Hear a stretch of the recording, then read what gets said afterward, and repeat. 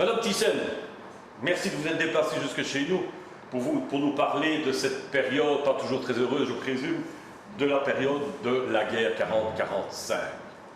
Alors, si je peux me permettre, c'est de vous demander quel âge aviez-vous quand la guerre s'est déclarée? J'allais avoir 6 ans. Vous alliez avoir 6 ans. Donc, oui, je suis née en août 34, donc la guerre a commencé le 10 mai 40, j'allais avoir 6 ans. Donc vous avez quand même quelques souvenirs qui ah non, j'en ai beaucoup. Beaucoup, hein, certainement. Oui. Et vous habitiez où à ce moment-là quand la guerre... À Bénezet. À Bénezet, oui. Ah, d'accord, région liégeoise.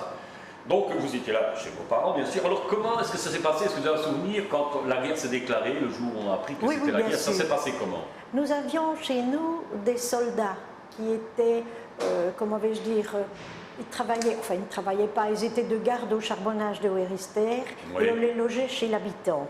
Il y avait un sergent et 3 soldats. Et vers minuit, le 10 mai 40, ils sont revenus chercher leur pactage et ils ont dit à mon papa, si vous devez partir, c'est pour aujourd'hui. Et eux sont partis. Alors mon père a prévenu mes tantes, etc., pour savoir si on allait évacuer, parce que c'était un vote panique. Et voilà. Seulement, mon papa, qui avait juste 40 ans, n'est pas venu avec nous. Il s'est rendu au palais provincial pour voir s'il n'était pas rappelé comme soldat. Mais on lui a dit que non. Il faisait quoi, votre papa? Et il travaillait comme employé au charbonnage de Wérister. De Wérister, d'accord, oui. Et il était employé là, et voilà. Donc, lui n'est pas venu avec nous. Et le lendemain matin, ma mère, ma grande sœur, mes tantes, mes oncles, et nous sommes partis dans le camion de laitier de mon parrain, qui avait un gros cheval qu'on appelait Willy, et nous sommes partis sur les routes avec... bon, nous sommes arrivés à Liège, et puis on s'est dirigé vers Warem, vers l'ASB. Vers l'ASB, pour sortir. Oui, mais on a roulé, enfin on a avancé, et pas tout à fait à Warem, on nous a dit qu'on bombardait à Warem et qu'il fallait qu'on s'arrête. Vous êtes parti tôt dans la journée le matin. Le matin. Le matin, aux petites heures. Aux petites heures. Je ne me souviens pas de l'heure exacte. Non, mais c'était aux petites heures. Hein, oui, et il faisait clair. Voilà. Alors on est arrivé là, il y avait une ferme. On s'est arrêté là et la fermière nous a demandé d'où on venait. On lui a dit qu'on venait de Bénezet. Et elle avait été en pension avec une dame de Bénezet que nous connaissions. Et elle nous a dit, n'allez pas plus loin, on bombarde, restez ici. Et nous sommes restés dans cette ferme à peu près une semaine. Ah oui. Oui, parce que on voyait bien que c'était pas la peine d'aller plus loin. Il y avait eu, on entendait surtout beaucoup de, comment dire, de bruit, de bombardements partout, même si je ne sais pas si on avait eu autant. Ouais. Parce que nous, enfin là où on était, moi j'ai rien entendu. Mais on entendait bien qu'il se passait quelque chose aux alentours. Ah oui, absolument. Ouais, ça c'était flagrant. Ouais. Donc une semaine, et après la semaine qui s'est écoulée, comment ça s'est passé? On est revenu. Vous êtes déjà revenu à ce moment-là? Oui, une bonne semaine. Hein. Ah. Mais quand on est arrivé à Liège, j'avais plus de pont. Ouais. Et alors, on a dû traverser la Meuse sur un bac, mais faire monter le cheval et sa charrette sur le bac. J'avais mon parrain qui était le jeune frère de ma mère et son frère et son beau-frère à 3 pour tenir le cheval et le faire monter. Enfin, on y est arrivé. Ça, je ne sais plus si on était dans la camionnette ou pas. Mais je sais qu'il y a eu tout un moment difficile. C'était impressionnant, quoi. Il pesait 1000 kilos au moins. Hein. C'était un énorme cheval de trait qu'on appelait Willy. Et enfin, mon parrain le calmait comme il pouvait, mais il était nerveux. Et ça, enfin, on est passé et on est remonté jusqu'à Bénezet. Et alors là, il s'était passé quelque chose entre-temps? Moi, je n'ai pas eu de... ce qu'il y avait, c'est par exemple qu'on ne trouvait déjà plus certaines marchandises dans les magasins. Ah. Ça tracassait ma mère et ses sœurs. Et la maison était restée intacte? Ah, il n'y a pas eu de... rien du tout chez nous. Non, non. Une de mes tantes, ma tante Marguerite, était restée là parce qu'elle dit mais Jen Nevanais, et elle est restée. Et ce qui fait que quand nous sommes arrivés chez elle, ça s'est bien passé, tout le monde est rentré chez soi. Voilà. Mais mon papa était rentré avant nous parce que comme on lui avait dit qu'il n'était plus rappelable, il avait essayé de nous retrouver. Mais nous, on allait vers Warem. Lui s'était dirigé plutôt vers Hanu. Mais il s'est arrêté à Grasaverna, puis il a vu que c'était pas la peine, et il est revenu. Il est revenu chez une de mes tantes, donc quand nous sommes rentrés, mon papa était déjà là. Donc tout le monde était sur place pratiquement. Oui, il n'y a pas eu de perdus, de blessés, ni de rien du tout. Alors là, bon, là on était vraiment déjà en pleine guerre. Là, ah ça, oui, à ce moment-là, oui. Alors il y a quand même des symptômes qui... Vous avez quand même remarqué que ce n'était plus comme avant. Et il y a d'abord eu qu'il y avait des Allemands partout, notamment à l'administration communale et des trucs comme ça. Et ça, j'aime autant vous dire que ma mère et mes tantes et mes oncles qui avaient connu la guerre de 1914-18 détestaient les Allemands et étaient vraiment, oui. Ah, ils avaient un très mauvais souvenir, ça. Ah oui, et tracassés aussi, tracassés pour les enfants. Hein. Voilà, c'était... Mais il n'y a pas eu de drame dans notre évacuation. Ça a été... Si, mes parents et mes tantes, forcément, avaient peur pour leurs biens qui étaient restés là. Ils étaient... Puis on ne savait pas du tout comment ça allait tourner. On se posait des questions, c'est certain. Voilà. Ah, parce que j'ai des voisins qui sont partis jusque dans les Pyrénées. Oui, mais on a entendu qu'il y a des gens qui sont partis très loin. Hein. Bon, c'est vrai qu'il y en a beaucoup qui sont partis vers la France. Et qui sont restés 3 mois, partis, hein, au moins. Effectivement. Alors, bon, vous êtes revenu à Avesnes. La vie, je ne vais pas dire, elle a recommencé, mais pas normalement, puisque vous avez dit déjà la présence des Allemands qui circulent un peu partout. Oui, c'était... Mais ça, je n'ai pas un très grand souvenir de... Pour moi, la vie a continué comme elle était avant. Il n'y avait pas de manquement au niveau nourriture ou habillement, des choses comme ça? Pas encore. Pas encore, c'était tout le début, ça. En plus de ça, mon parrain était marchand de lait. Oh. Donc, il y avait quand même... ma grand-mère faisait des maquilles au Vendée, ce qui fait que les fermiers qui étaient restés, il n'y avait pas encore un vrai rationnement. Ça s'est mis en place tout doucement parce que ma grand-mère a dû arrêter de faire des maquilles parce qu'il n'y avait plus de lait assez. On a été rationné. Alors on a eu les timbres pour acheter les marchandises essentielles. Par exemple, on avait droit à X grammes de pain par mois, de beurre, je ne sais plus le nombre de grammes. Non, mais enfin c'était limité de toute façon. Ah oui, absolument. C'était déjà rationné, quoi. Oui, et c'était franchement insuffisant. Voilà, mais comme on était, malgré tout, c'était industriel, Bénuzet, mais c'était aussi la campagne, il y avait des fermes, etc. Et je dis, on élevait des poules, il y avait des lapins, on se débrouillait, quoi. Chez moi, on n'a pas eu faim, vraiment pas. La débrouille, on arrivait toujours à se nourrir. Oui. Et vous avez parlé de votre papa, donc, qui lui était déjà revenu et qui était employé au charbonnage. Comment ça fonctionnait alors le charbonnage a repris assez rapidement. Tout à fait normal, enfin... Pratiquement normalement, mais avec des Allemands là. Oui, et la main-d'œuvre alors, elle était... La main-d'œuvre, c'était évidemment les mineurs qui travaillaient, et il y avait aussi des prisonniers russes, mais pas tout de suite. Il y a eu des prisonniers russes qui sont venus travailler dans la mine, quoi. Mais il y avait aussi les anciens mineurs. Oui, parce que bon, il y a quand même dans ces mineurs-là, il y en a qui ont été enrôlés dans l'armée, certainement. Ah, mais il y en a qui n'étaient... Mais ça, moi, je ne les connaissais pas. Non. Mais je sais que le charbonnage tournait. Il a continué à tourner, là. Absolument. Trois équipes, hein. 6, 2, 2, 10 la nuit. Et comme j'habitais pas loin du charbonnage, on voyait les équipes d'ouvriers qui allaient au travail, ceux qui en revenaient. Hein, c'était un va-et-vient. Et alors... aussi, je le disais tout à l'heure, les prisonniers russes qui étaient encadrés par des soldats allemands qui allaient donc du charbonnage à leur baraquement. Pavillon là derrière, je vois. Oui, et alors certains soldats allemands laissaient les enfants s'approcher pour donner de la nourriture. Les prisonniers russes étaient très très mal traités par les Allemands. Alors, je me souviens, mon papa roulait 2 cigarettes, des dragons bleus dans un petit papier, parce qu'il disait un homme a certainement plus envie d'une cigarette même que d'une tartine.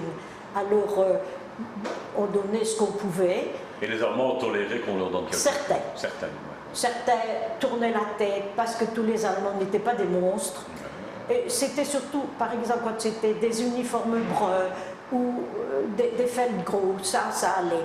Les uniformes noirs, il valait mieux pas s'approcher. C'était house. Voilà. Mais il n'y a pas eu de brutalité de la part des soldats. certains les chassaient, mais pas... non, en tout cas, moi, j'en ai pas vu.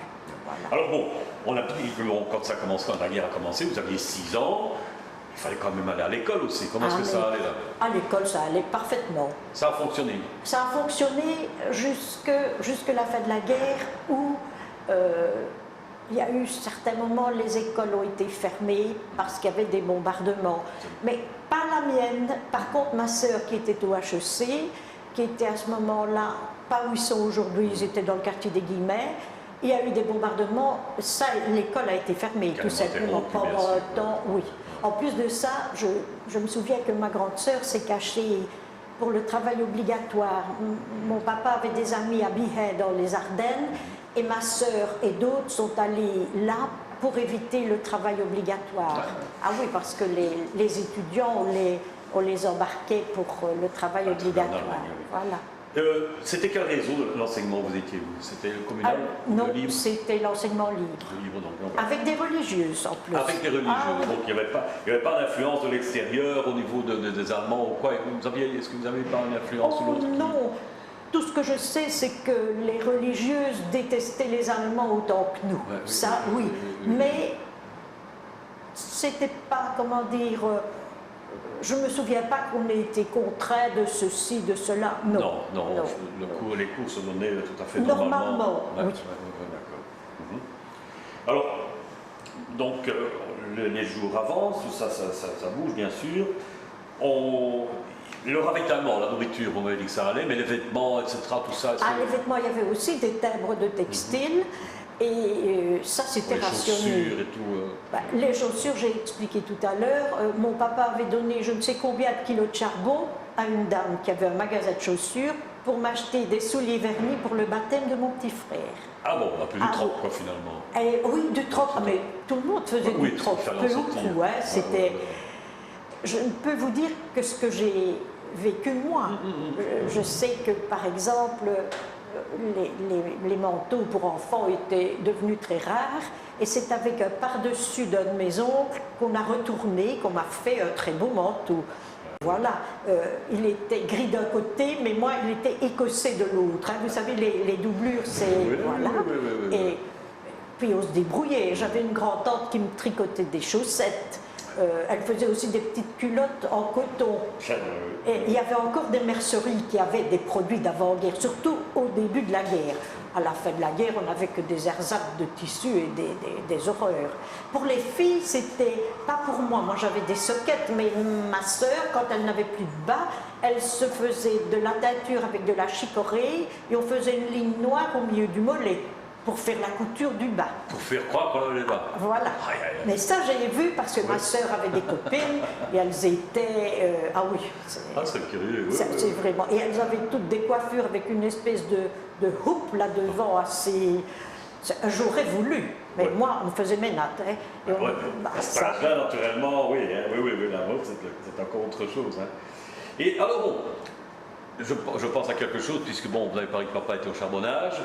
Ça me fait penser à l'hiver, comment est-ce qu'on chauffait, comment est-ce que ça allait là? Il n'y avait pas de gaz dans mon village, tout le monde se chauffait au charbon.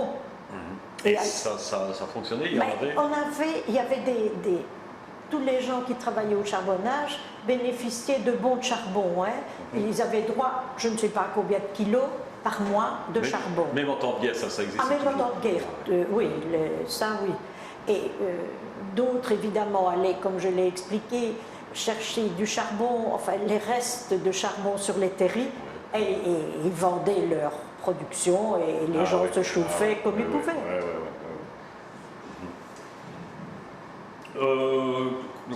Et il y avait des coupures d'électricité. Ah oui, ça aussi. Oui, il y a coupures. Il y avait des coupures, mais on avait quand même de la lumière. Évidemment, c'était quand même limité, c'était pas à Giorno comme maintenant. Bien souvent, il y avait une ampoule dans une pièce et voilà. Alors les vitres étaient occultées parce que le soir, on ne pouvait pas voir de lumière. Il y avait des patrouilles allemandes qui venaient faire fermer quand il y a... Ah oui, on ne pouvait pas... c'était pour éviter les bombardements. En fait, pas pour les éviter, mais pour ne pas donner de signal aux avions qui étaient au-dessus de notre tête.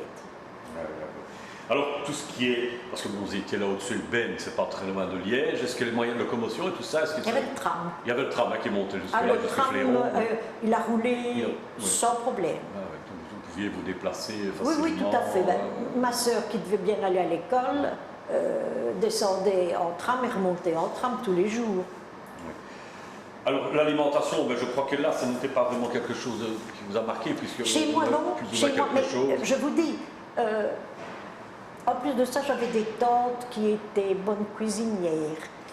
Mon papa, avec son voisin polonais, avait défriché un coin de prairie près de chez nous et ils ont planté des pommes de terre.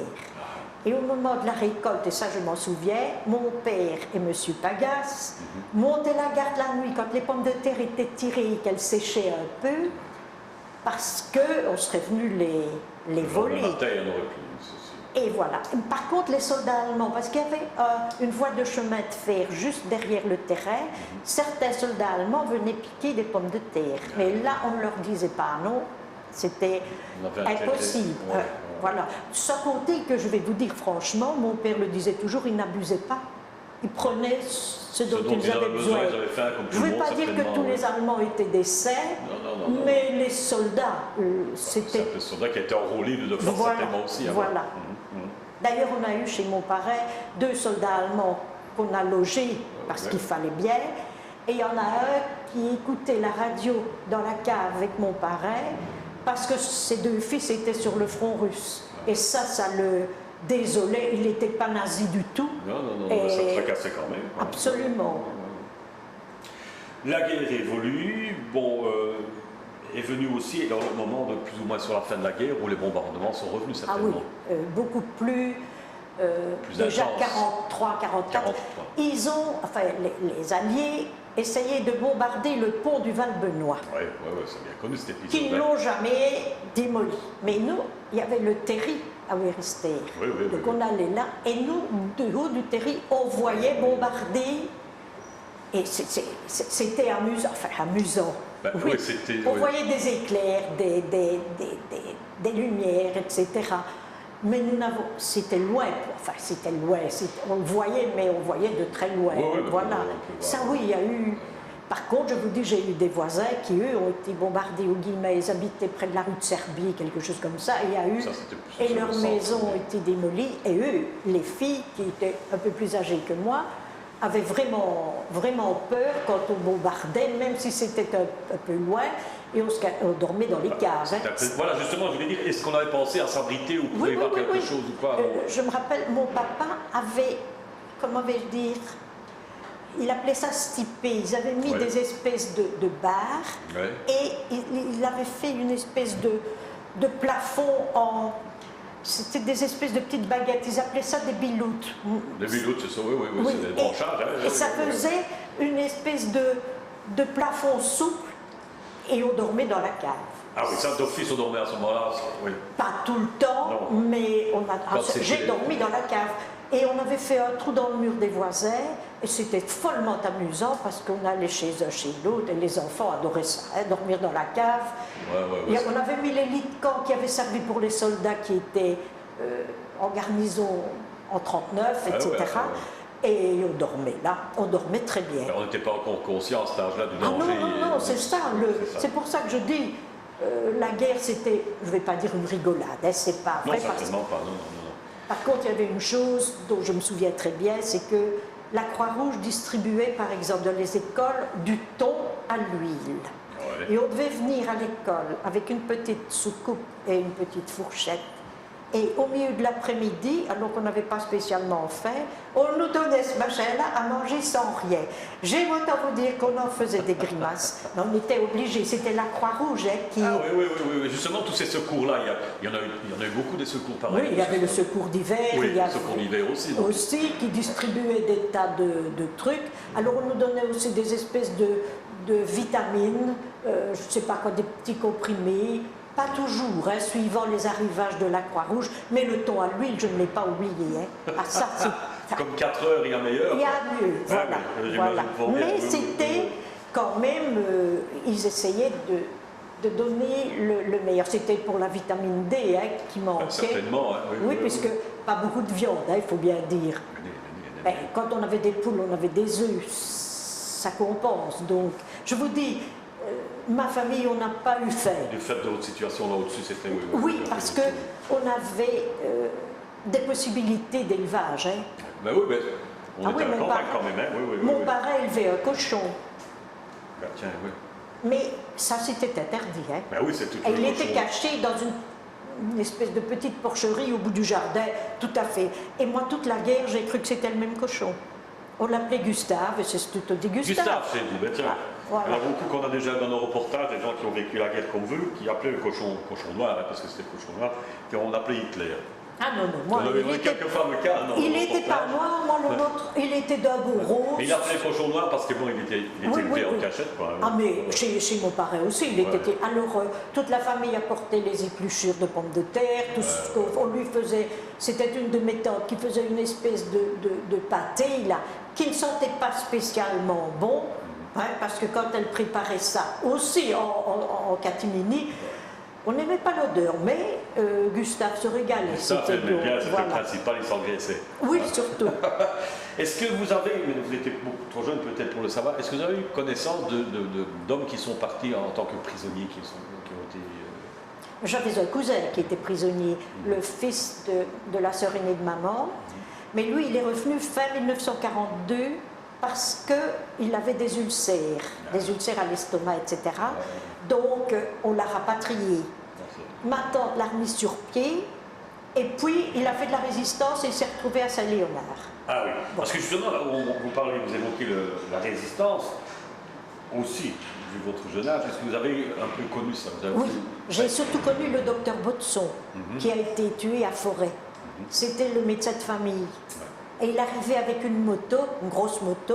C'est un homme fort sympathique, vraiment bien.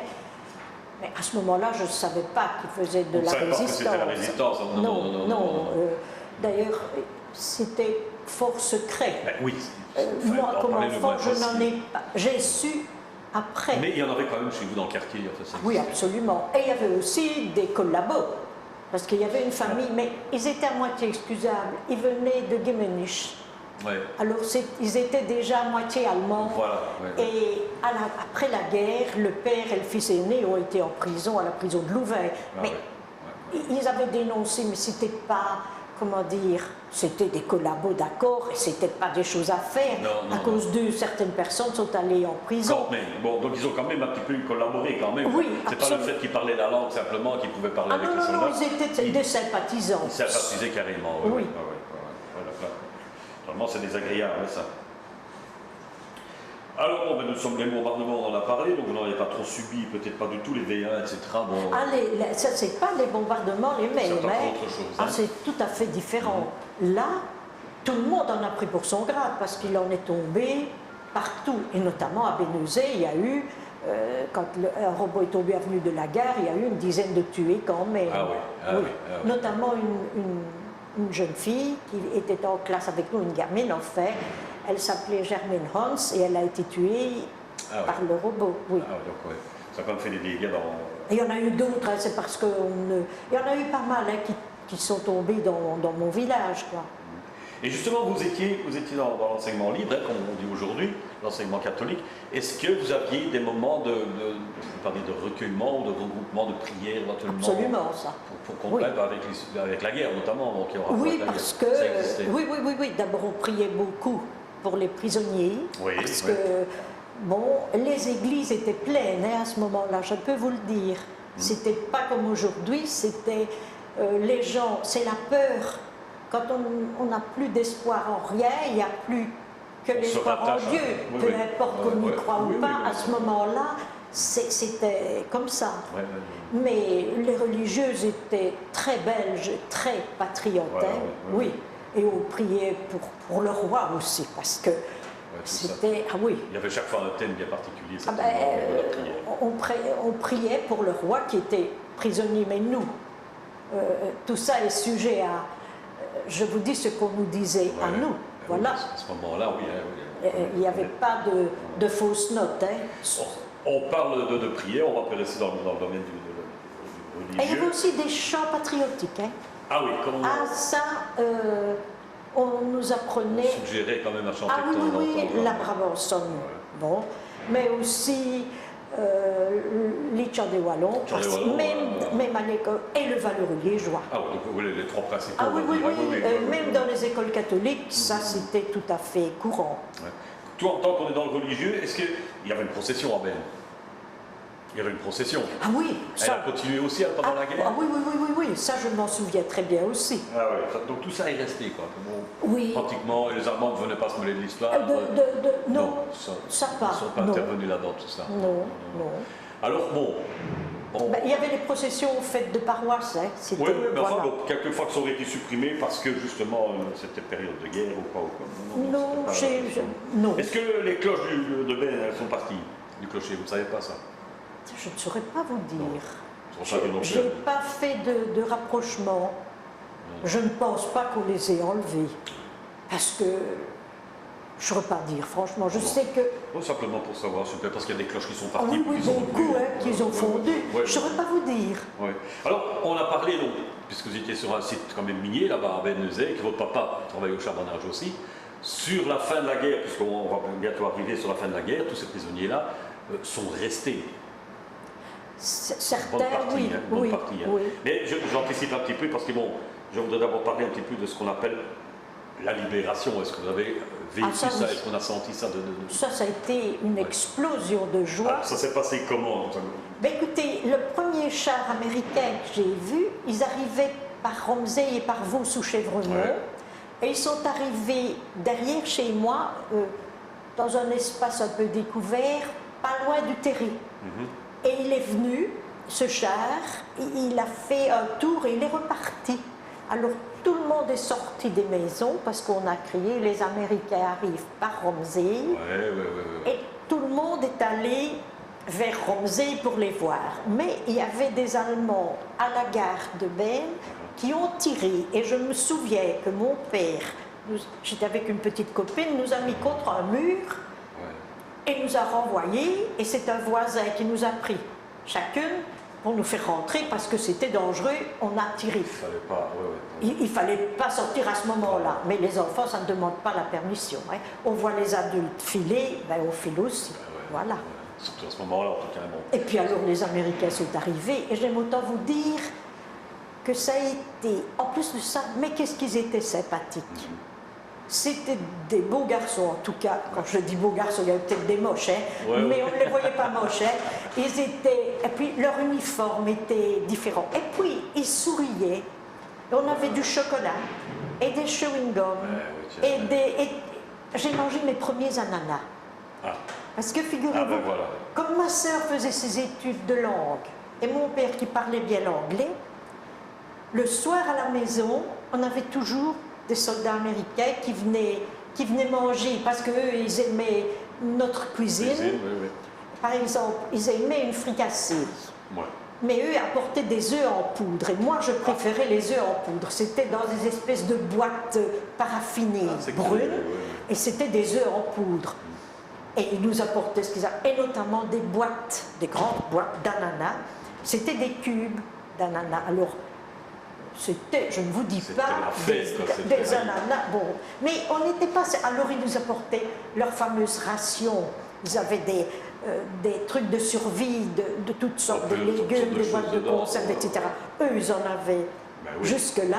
Alors, il y avait aussi une sorte, pas de troc ici, parce que on était tellement, enfin chez moi, on était tellement contents de les voir arriver. C'était, tout le monde était enchanté. C'était une libération, c'est le nom. C'est vraiment ça. Oui. Et comme il y avait une voie de chemin de fer, moi c'était souvent des soldats qui étaient dans des trains, qui descendaient, qui faisaient, et on les invitait forcément. Hein. Mais c'était en général des blancs, parce que les soldats américains noirs, ils étaient dans les transports. Il y avait ça, c'est la première fois que j'ai remarqué ce genre de choses. Bon, on a eu aussi de temps en temps des soldats américains noirs, mais après, parce que les premiers arrivés, c'était tous des blancs. Voilà. Ouais. Donc, nous voilà, donc la libération, bon, pour vous, ça dit vraiment quelque chose, ça s'est fêté, naturellement, je suppose que ça, Oui, ça fait objet d'une fête. une fête perpétuelle pendant des semaines. Pendant des semaines. Ah oui. Pendant des semaines. Ah oui, d'accord. Alors, la libération est là, et je reviens à ce que je voulais dire tout à l'heure. Il y a, au niveau du charbonnage, il y a des prisonniers qui sont certainement restés, ou bien comment est-ce qu'ils sont tous repartis Ben, les prisonniers russes, je ne sais pas ce qu'ils sont devenus. Non. Je n'en ai pas. Par contre, je sais que à ce moment-là, ce sont des prisonniers allemands qui ont remplacé les Russes dans les baraquements et dans la mine. Il y a eu des soldats allemands qui étaient prisonniers et qui sont restés. Et j'en connais quelques-uns qui sont restés après leur temps, parce que ça durait. Leur emprisonnement n'a pas duré 10 ans, hein. Ça a duré un temps de X. Je ne saurais pas vous dire la longueur, ça je ne sais pas, mais je sais qu'il y a des soldats allemands qui sont restés dans le village après. Oui, d'accord, qui sont restés là-bas, qui ont continué à travailler à la mine. À la mine, voilà. Oui, simplement. Oui. Moi, je crois qu'on a pu faire le tour. Je vais me tourner vers Annick Marchand, qui est un peu responsable de l'enquête. Est-ce que ça convient tout ce qu'on a demandé? S'il n'y a pas des choses encore en plus dont j'aurais voulu savoir, je ne sais pas, moi, Annick.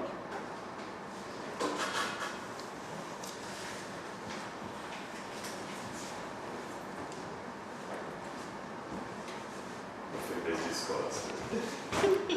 Ah, vous avez tout à fait la stature, hein. J'ai été aussi.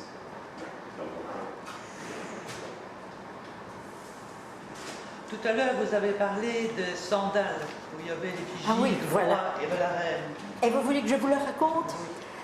J'avais un cousin sous-germain, qui avait une mallette qu'on portait au dos.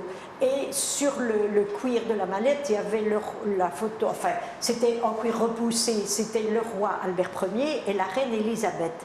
Et on lui a fait une paire de sandales avec le cuir de cette mallette. Et sur un pied, il y avait le roi, et sur l'autre pied, il y avait la reine, et il était enchanté de ces sandales qui étaient en cuir, et voilà. Et certainement unique aussi, parce que... Unique, ça, oui, je ne crois pas qu'on en ait fait beaucoup. Voilà. Et j'expliquais aussi tantôt que certains ressemblaient leurs chaussures avec des pneus de trottinette, les gros pneus.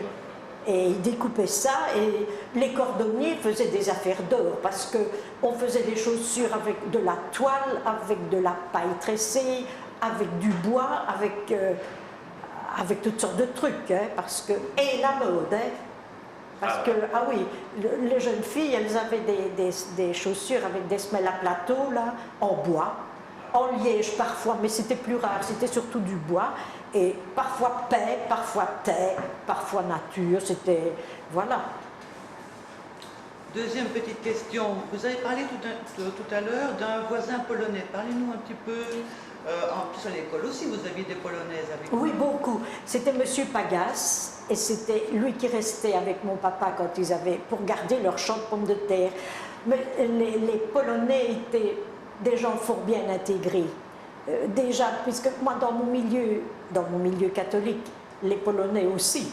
Donc, il y avait pas, et même les Italiens, nous étions tous fort proches. Même mon voisin polonais qui s'appelait Monsieur Pagas, c'était un grand monsieur avec vraiment un physique de Polonais, et il avait des grands pieds. Ça nous fascinait, et on l'appelait Tatouche. Ça veut dire petit papa. Et comme mon petit voisin l'appelait Tatouche, moi aussi.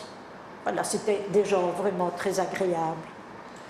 Dernière petite question, parlez-nous un peu du bruit particulier de différents bombes, puisqu'il y avait le bombardier américain les avions qui passaient pour bombarder l'Allemagne, on reconnaissait très bien le bruit de moteur des forteresses volantes. Là, c'est je ne sais plus quantième, mais il y avait des Havilland, etc. Nous, on ne connaissait pas les noms, mais on reconnaissait très bien le bruit des moteurs. Ah oui, et on savait, ils passaient au-dessus de notre tête, donc ils allaient bombarder les Allemands, donc c'était jubilation, sauf pour les parents de prisonniers qui eux se tracassaient pour les leurs qui étaient là. Voilà, hein, mais donc voilà, oui. Ça faisait quoi comme bruit? Oh, je ne saurais pas vous le redire, mais c'était un ronronnement, c'était très régulier, parce que c'était des quadrimoteurs, donc c'est fort régulier comme bruit. C'était... Puis, Un bruit sourd, certainement, oui. Un bruit un sourd. bruit, ouais, je ne sais pas expliquer ça. Je peux l'entendre, je le reconnaîtrai aujourd'hui, mais je ne sais pas le décrire. Et celui C'est terrible. de Mont Volant, c'est un petit peu... Ah, ça, c'était autre chose. Ça faisait un bruit comme un moteur 2 temps. Ça faisait pat, pat, pat, pat, quelque chose comme ça. Puis ça s'arrêtait. Et alors là, il fallait faire gaffe parce que c'est à ce moment-là qu'il y avait une espèce de sifflement. Et puis ça explosait plus ou moins loin, hein, parce qu'ils étaient programmés pour voler jusqu'à un certain nombre d'heures, je ne sais pas. Et puis ça a explosé. Mais là, il y en a eu partout. Tandis que les bombardements d'avions, c'était beaucoup plus ciblé. Voilà, je vous dis, les Américains qui voulaient bombarder le pont du Val-Benoît, ça a été... Ils allaient sur un site bien particulier. Voilà, tandis que les V1 et puis les V2, il y a eu énormément de morts dans la population civile. Même dans mon village, pas des quantités folles, mais à Liège et à Anvers, on sait qu'il y a eu des milliers de morts avec ça. Hein. J'ai encore une petite question, quand on parle malheureusement des victimes. Est-ce que à la fin de la guerre, on a érigé un monument pour les victimes de Bénezet? Il y avait déjà le monument de 14-18 et je suppose que je n'ai pas fait spécialement attention. Tout ce que je sais, c'est que, mais ça remonte un peu après, nous avions un monsieur qui était un ancien policier qui était prisonnier, je ne sais pas si c'est à Buchenwald ou quelque chose, qui est revenu. C'était comme un spectre et les enfants des écoles catholiques et communales sont allés chanter pour lui rendre hommage et porter des trucs. Cet homme m'a fait une peur affreuse. Il était d'une maigreur, c'était pas possible.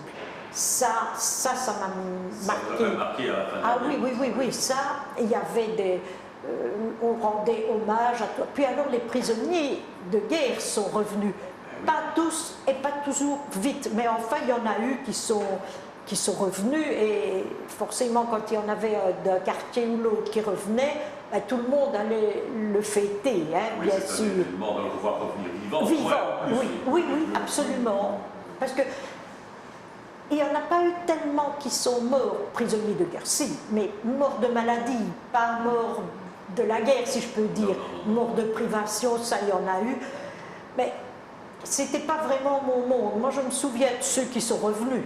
Les autres, c'était... Et puis, à ce moment-là, il y avait l'euphorie, hein, parce que c'est ça. C'est tout à fait normal, parce qu'après les années qu'on avait vécues dans la crainte, Oui, parce que même les enfants, et surtout avec les robots, là, on a pu avoir peur. Hein? Oui, parce qu'on ne savait jamais où ça allait tomber. Ça, c'était au petit bonheur la malchance, hein? C'était ça. Mais je crois qu'on a fait le tour un petit peu de... Oui, Madame Annie, vous avez encore une question. Toute petite chose que je trouvais intéressante, c'est... Bon, on ne pouvait pas dire qu'on n'aimait pas les Allemands ni rien, mais on avait parfois des petites choses dans les vêtements qu'on était fiers de dire, voilà, toujours comme votre sœur. Ma sœur, par exemple, qui était au HEC, avait brodé sur sa toque d'étudiante, Wallon toujours, Ecoviflich et toutes sortes de trucs. Et il y avait même un petit drapeau belge sur sa toque. Mais vous savez, c'était des toques, elles étaient vertes avec des passementeries et une sorte d'astracan. Voilà. Mais ce n'était pas du vrai astrakhan, hein, c'était une sorte de laine. Ils mettaient toutes sortes de petites breloques, hein, comme tous les étudiants. Et ils n'avaient pas de peine, hein, parce que j'en ai vu, comme ma sœur parfois. Vous savez, les jeunes filles à ce temps-là, même si elles étaient au HEC et qu'elles étaient majeures, ben, on me collait souvent aux jupes de ma sœur parce qu'il fallait un chaperon pour certaines choses. Alors quand elle allait, par exemple, nous allions au bain de la Sauvenière, ça c'était recta, moi j'allais dans le petit bassin, elle allait nager, mais j'étais avec. Ça je me souviens. Ah oui, il y avait c'était votre mission. Et puis après, quelques années après, moi j'ai eu mon frère qui me collait. Ah ben, donc rien n'avait vraiment changé. Mais ça, je me souviens très très bien. Et ma sœur avait des copines et des copains. Par exemple, on allait... Je me souviens aussi que les vacances, on les passait chez soi, mais on allait en promenade, en excursion et en pèlerinage. Pèlerinage entre guillemets, parce que nous, on allait à Chèvremont, qui n'était pas loin. ma soeur en vélo, moi sur le porte-bagages d'un jeune homme ou l'autre, ma petite copine aussi, ses frères, enfin on y allait. Et nous, on attendait et on allait boire un citronné, parce qu'il n'y avait pas de coca, ça n'existait pas encore. Mais nous, pour avoir un citronné et aller en balançoire, parce qu'on allait, on allait bien à la chapelle, mais c'était vite fait, on allait prier Saint-Bec à la basilique, parce qu'une de mes tantes avait des rhumatismes. Et chaque fois qu'on y allait, elle nous disait, n'oubliez pas d'aller prier Saint-Bec. Et nous allions prier Saint-Bec, je vous dis. C'était la trisaïeule de Charlemagne. Je ne l'ai su qu'après ça. C'est au micro. Mettez votre bras sur les Oh, pardon. Voilà, ah, vous aurez perdu. Je suis désolée, je n'ai pas fait exprès. On entend toujours, mais on entend. Voilà. Donc nous allions, et puis après on avait la récompense, un citronné, parce qu'on ne disait pas de limonade, nous c'était blanc, et c'était souvent spa ou chaud-fontaine, il n'y avait pas... Alors les adultes buvaient une bière ou ce qu'ils pouvaient. Hein. Il y avait, quoi. Et ils fumaient, tout le monde fumait, surtout les filles. Nous, on aurait bien voulu, mais pas question, parce qu'on était trop petites. Ah, je dois vous raconter quelque chose, mais ça c'est très drôle. Allez, Vous savez que les mineurs ne fument pas dans la mine à cause du grisou, mais ils ont du tabac à chiquer, du tabac à mâcher, comme les marais. Et pour que ce tabac à mâcher qui sèche, on l'arrose avec une espèce de jus brun. Et ma petite copine, Maggie, sa mère avait une épicerie et on servait la goutte dans la cuisine.